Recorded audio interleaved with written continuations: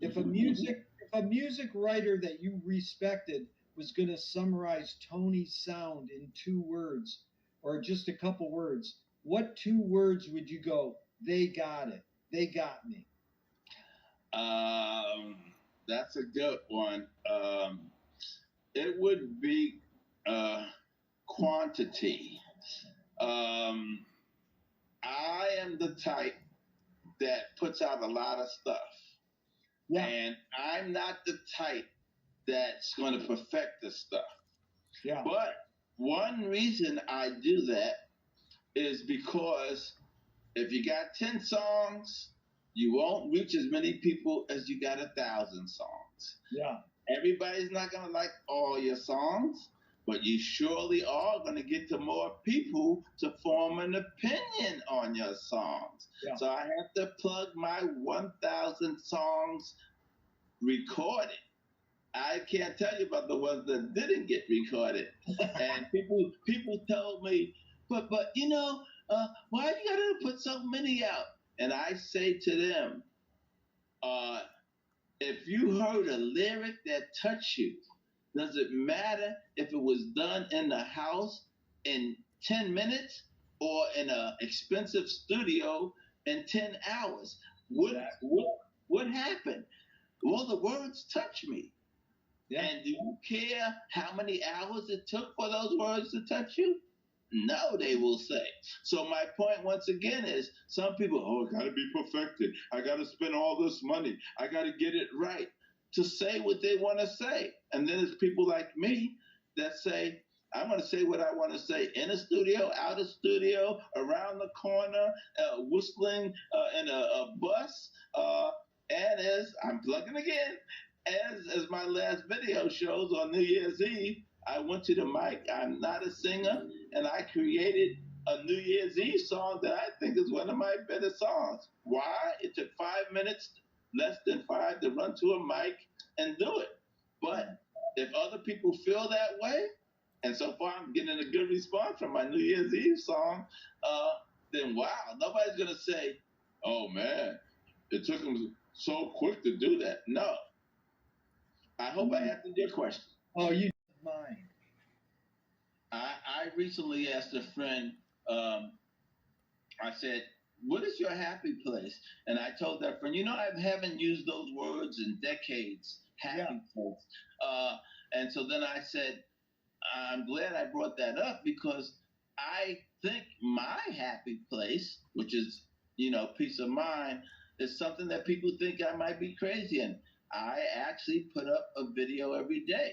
I may even think I'm crazy. I get so happy doing that. And I've mentioned in this nice, great interview why I get so happy doing it. Probably because I feel, even though it's video number 1,000, this might be the one that uplifts somebody new. This might be the one that makes the new person laugh. This might be the one that makes the person have a conversation. Even if the conversation is, oh no, that Tony's sending me another video. No, it's like, but you're like breeding videos like they're breaths. Exactly. If I didn't send him another video, he probably wouldn't have talked to me that day, that week, or whatever. But that video opened up the door to even, why did you send me this? And why did you send me this? Could open up the day, okay, but by the way, how are you feeling? Yeah. It might have started with something, but it's still communication, and we've talked about it today. Communication is something so needed, especially in the times we're living in now. What role does risk play in your creative process? Risk plays in my creative process to not be a follower. I appreciate the people who got me to where I am. And if I really appreciate them, then I need to take the next generation somewhere. I can't do that by not risking trying something different. I can't do that by following the status quo. I got to thank my predecessors by saying, wow, they did this and they did that. Now let me take what they did to the next level. I'm not doing this to be commercially successful. I'm doing this once again to uplift mankind. So yeah, let's play this. Let's put a little punk in my funk. I like that. Let's put a little punk in my funk because maybe that's going to be the new genre where people are taking it. But I won't know because the people are going to say, "What are you doing?" Look what happened to Bob Dylan when he put a little electric in his folk. But he took the risk to do it. And like Bob Dylan, most of the risk takers are trendsetters, are innovators, and we need them. Yeah, beautiful, Tony. So the real hidden question, though, Tony, is it literally possible for humans to multitask? I think it is. I know I do it all the time. But now the question after that, at the expense of what quality? Yeah. Yes, you're multitasking. That's great. But at what expense? Could that song been better if you did retakes and got it fixed and took your time with it? Or maybe that song is not as good as it is because, oh, I got to go to the next one. Oh, I got to do this. The jack of all trades, master of none thing is a good question that we all have to ask ourselves.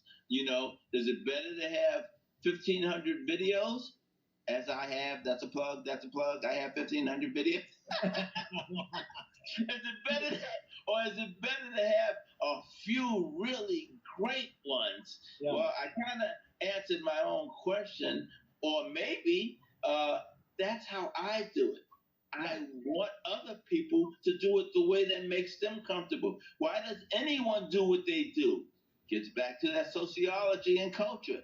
I do it the way I do it because of what I was exposed to.